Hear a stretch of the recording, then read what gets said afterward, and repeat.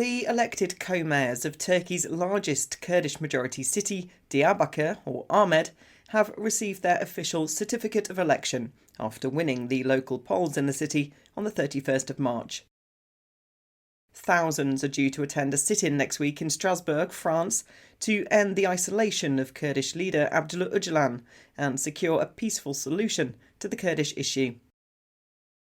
Prominent Irish Republican and former MEP Martina Anderson has shared a message of support for Abdullah Öcalan, the jailed leader of the Kurdistan Workers' Party.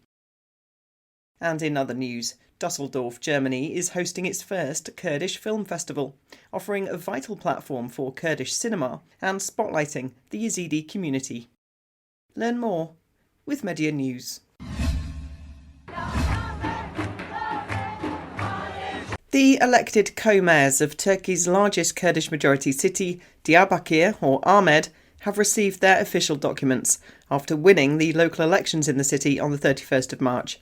As thousands of citizens marched to the municipality building in support, Sarah Bujak and Doğan Hatun of the People's Equality and Democracy Party started their 5-year term to serve the people. The official installation of the co-mayors marks an end to 8 years of unelected government trustees ruling over the city. The co-mayor's appointment to receive their certificate of election was scheduled for Monday.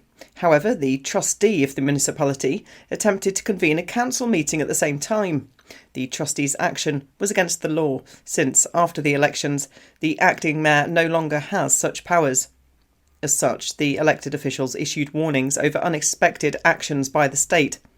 Thousands of Diyarbakir citizens gathered and marched to the main square in front of the building. Among them were peace mothers, civil society organisations and representatives of political parties. The elected co-mayors made an appearance after receiving their certificate. A 5-day sit-in expected to draw at least 3,000 participants is due in Strasbourg, France, next week in front of the building of the Council of Europe's Committee for the Prevention of Torture, kicking off on the 15th of April.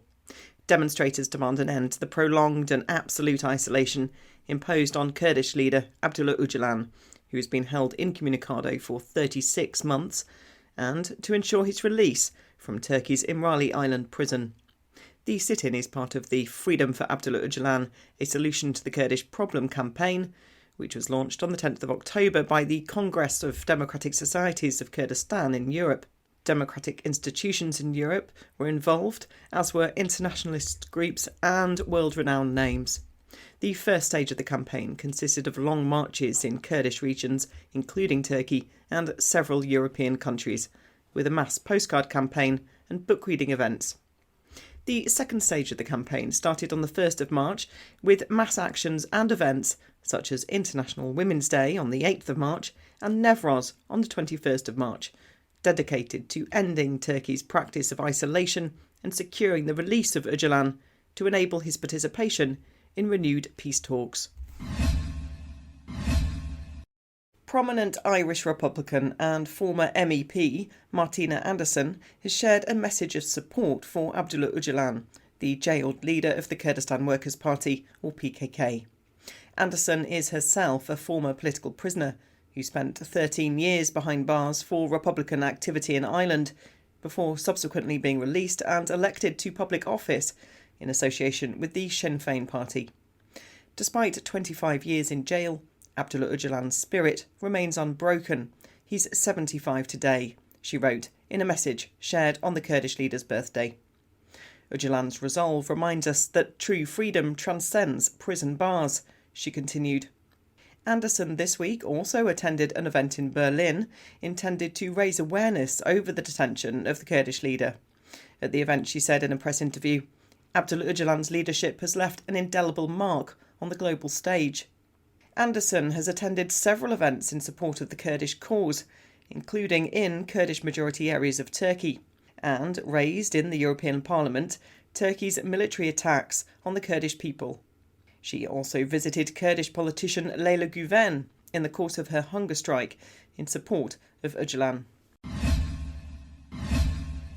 Düsseldorf in Germany is hosting its first Kurdish film festival, offering a vital platform for Kurdish cinema and spotlighting the Yazidi community. This event underscores the urgent need to preserve and evolve the Kurdish language, culture and history under long-standing political repression. Kurdish filmmakers and artists safeguard their community's cultural identity through works that double as both artistic expressions and historical documents. Their films not only delve into the Kurdish way of life, demonstrating resilience in the face of adversity, but also play a crucial role in educating and challenging prejudice. Among these artists, Yilmaz Güney stands out as a pioneering figure in Kurdish cinema and a cultural ambassador across borders. Beyond showcasing films, the programme includes discussions, lectures and cultural events, giving attendees the opportunity to engage deeply with Kurdish culture and history. These activities are aimed at promoting tolerance, understanding and solidarity. The festival reflects on the historical suffering, particularly of the Yazidi community, notably the genocide committed by ISIS in the Sinjar region of Iraq in 2014. With Germany home to the largest Yazidi diaspora, the festival bridges cultural divides and amplifies the voices of this distinct minority.